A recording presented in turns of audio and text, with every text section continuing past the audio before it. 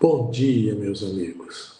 É um grande prazer estar aqui com vocês nesse dia tão especial em que eu fui convidado a falar um pouquinho, não é uma palestra, uma conversa entre amigos sobre o tema Vigiai Atos, Palavras e Pensamentos. O meu nome é Carlos Carvalho, eu faço parte do quadro de trabalhadores do Centro Espírita Grupo Fraterno João de Deus, aqui de Resende, no estado do Rio de Janeiro. Que a paz de Jesus nos envolva nesse momento em que buscamos refletir sobre este convite tão especial, tão profundo, né, tão essencial, que é o chamado vigilância, né? Hoje nós vamos falar um pouquinho sobre algo que Jesus nos recomendou repetidas vezes, inúmeras vezes. Vigiai e orai. Orai e vigiai. Vigiar não significa desconfiar de tudo, né? Ficar sempre na defensiva, achando que sempre alguém, que as pessoas têm más intenções ou atitudes escusas, né? Mas é observar com atenção, né, tudo que se passa dentro de nós mesmos, né?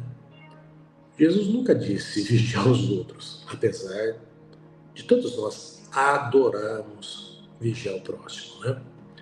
Ele pediu que a gente nos vigiássemos, né?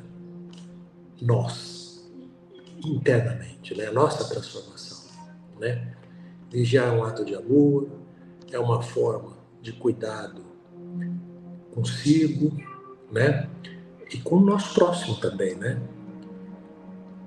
Vigiar, como disse Emmanuel, vigiar é examinar o caminho por onde nós seguimos, para não cairmos nas armadilhas que nós mesmos criamos. Ninguém cria armadilha para nós, somos nós que criamos, né?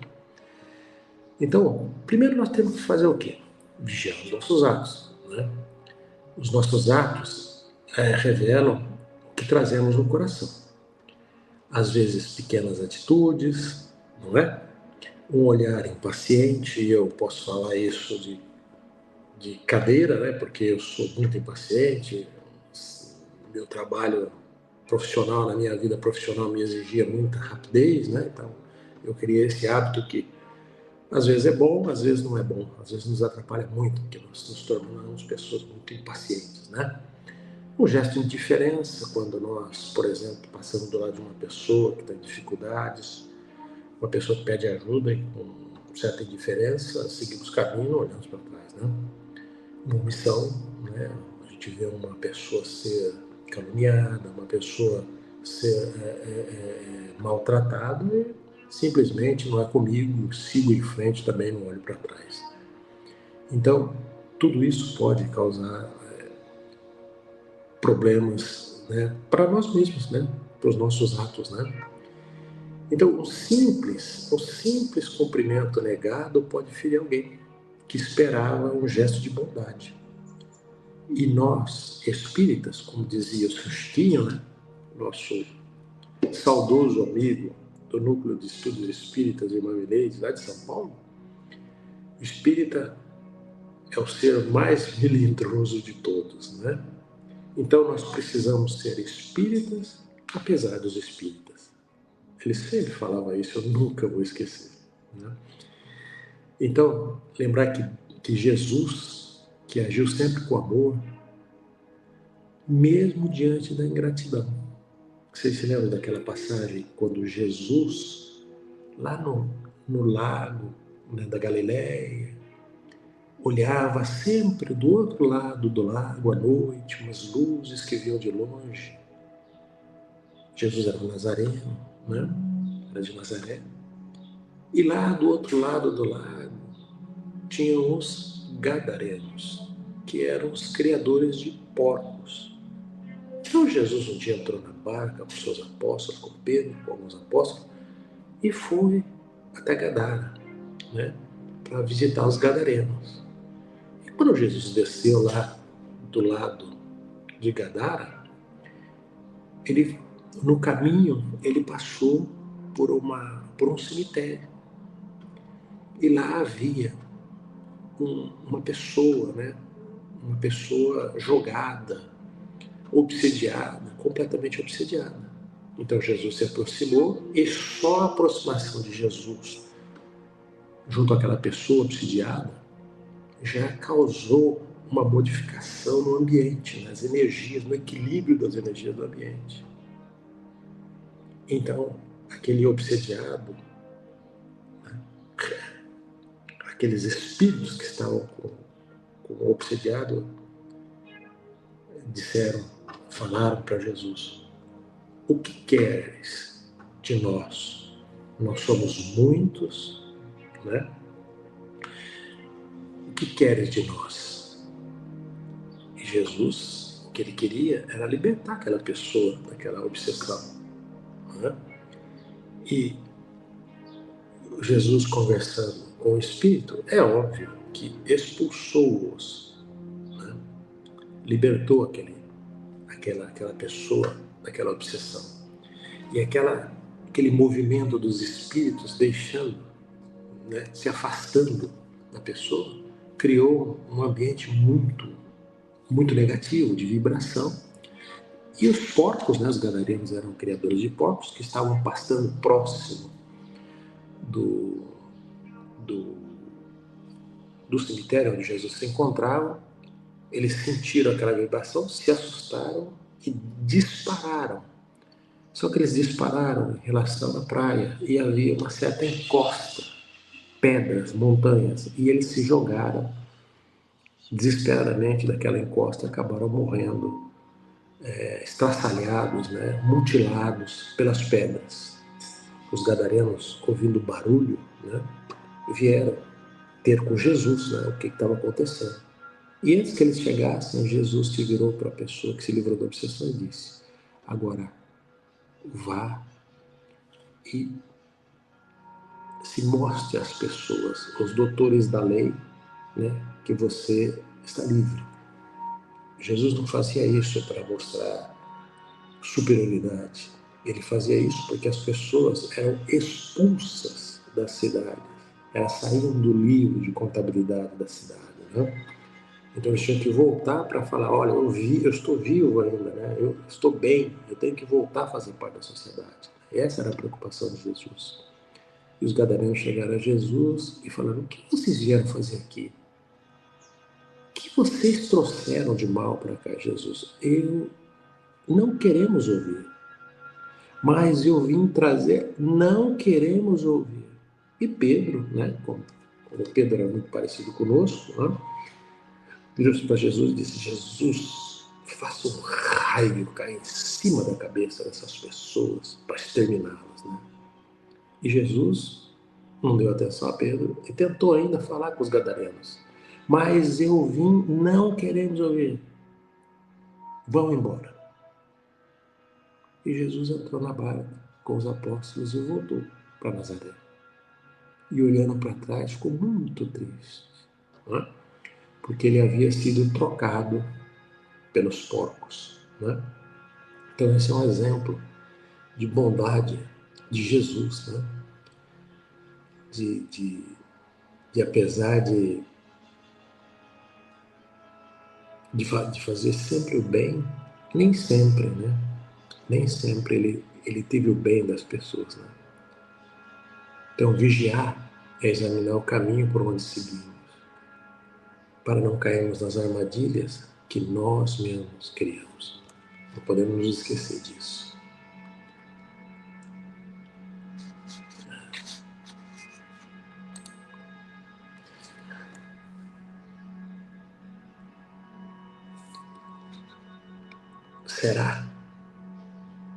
Será que nós realmente estamos praticando tudo que nós aprendemos no Evangelho?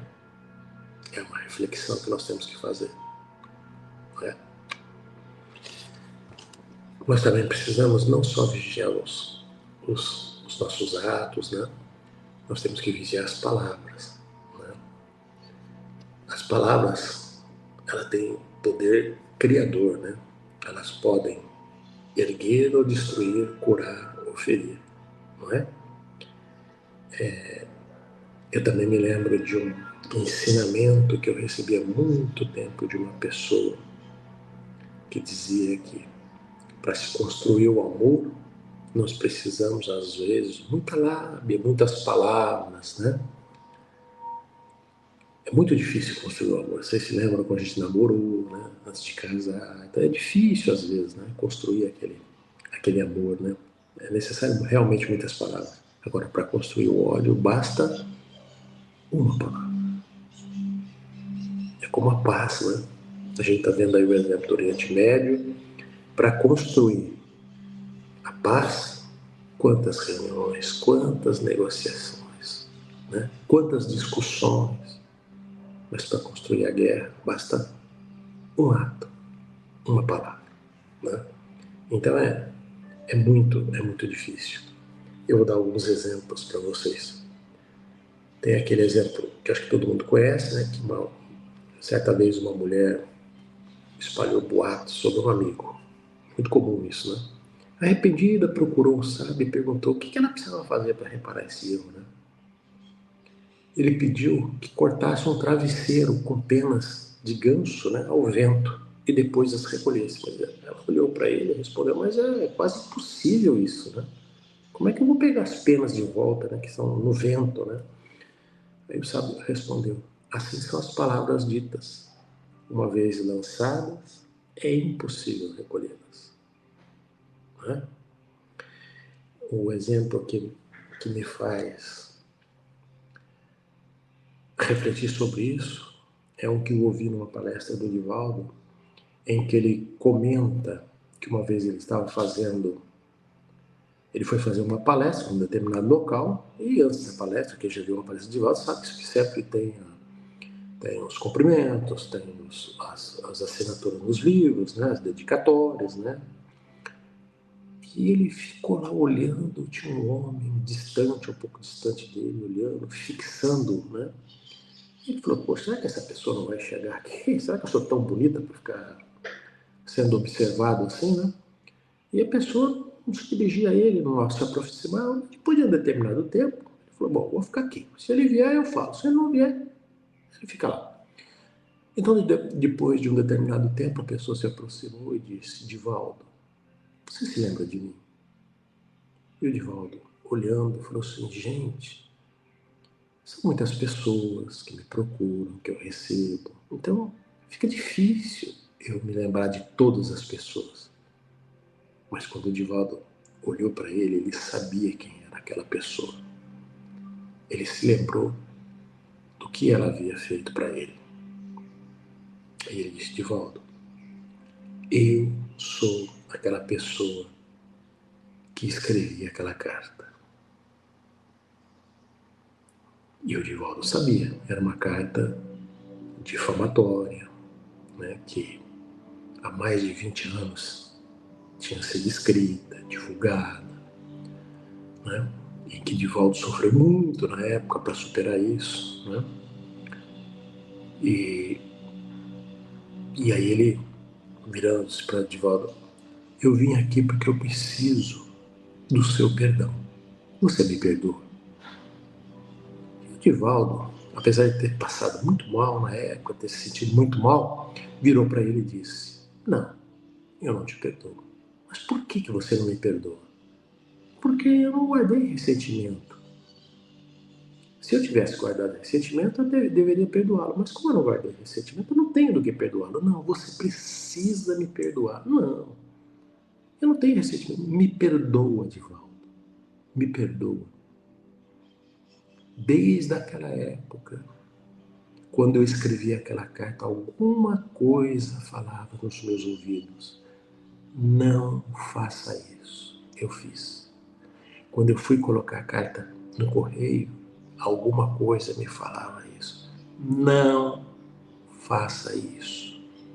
Mas eu fiz. Eu coloquei a carta. E a partir daí, eu sabia que a minha vida ia ser um desastre. Eu me casei e no dia de núpcias, a minha esposa teve uma crise psicótica e eu não consegui nem consumar o meu casamento. Depois de muitas internações, de muito tratamento médico,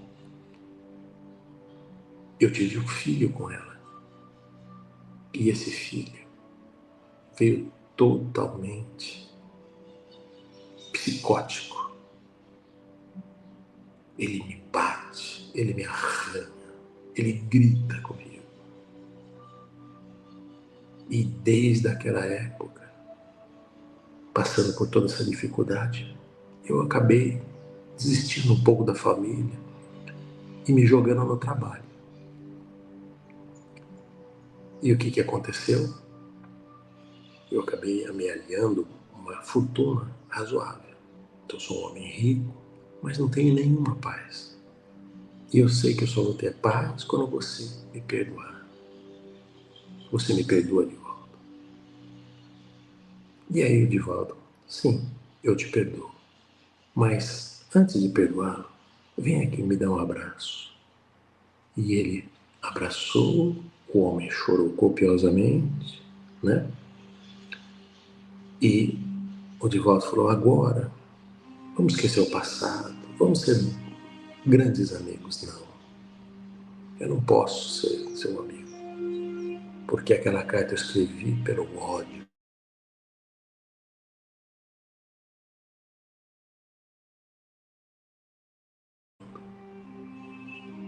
Você não parava. Eu falava: esse homem não morre, não tem jeito. Então agora que eu tenho o seu perdão, eu não posso mais. Vamos tentar, meu amigo, eu não posso. Mas será a última vez que eu te vejo. Então esse é um exemplo do que as palavras podem fazer na vida de uma pessoa.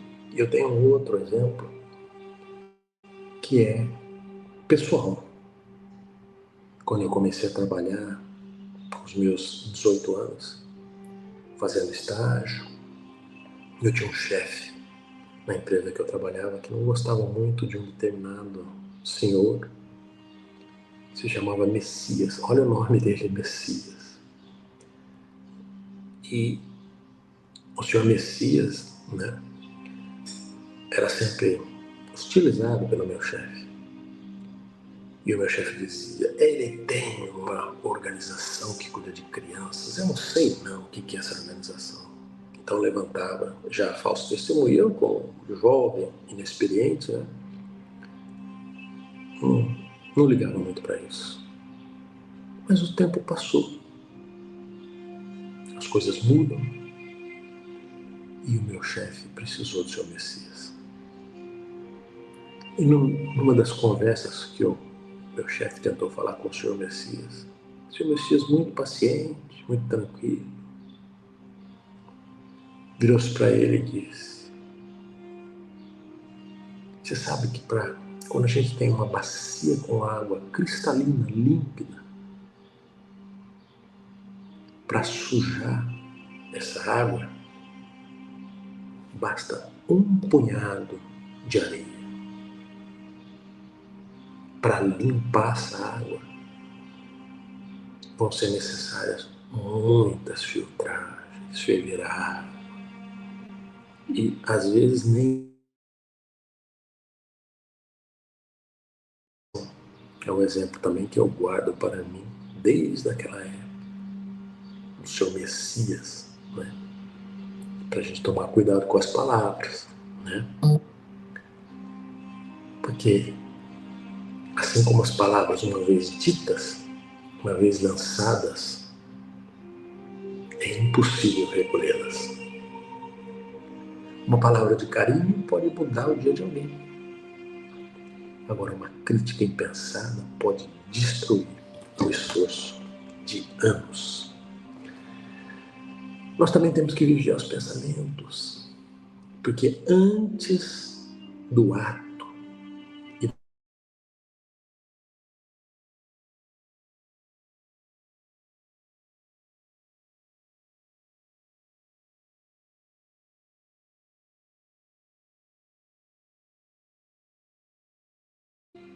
e na mente, que o bem e o mal são gestados. Não é? são concebidos, né? Se cultivarmos pensamentos de irritação, tristeza, ciúme, pessimismo, atraímos vibrações que nos enfraquecem, negativas. Então o pensamento tem força viva, né? Criamos um ambiente espiritual que vivemos. E como é que nós podemos manter a mente em paz, confiança e amor? Elevarmos nosso padrão espiritual. Nós podemos fazer preces curtas ou longas durante o dia. Substituir pensamento negativo por gratidão, por pensamento positivo, construtivo. Evitar alimentar julgamentos. Não é? Nós amamos julgar. Nós somos todos juízes, né? E vigiar os pensamentos. Nós temos que vigiar os nossos pensamentos. Então, para concluir, o equilíbrio entre vigiar e orar. A vigilância é a parte que nos cabe. É um esforço da nossa consciência consciente. A oração é o pedido de ajuda a Deus. Juntos, nós equilibramos, temos um equilíbrio perfeito, né? De ação e fé. Que possamos, dia após dia, vigiar os nossos atos, para que eles sejam úteis para os mais necessitados. Vigiar as nossas palavras, para que eles não maltratem ninguém, para que elas não maltratem ninguém, para que elas possam consolar. Lembram da máxima? Consolar e ser consolado. Da música.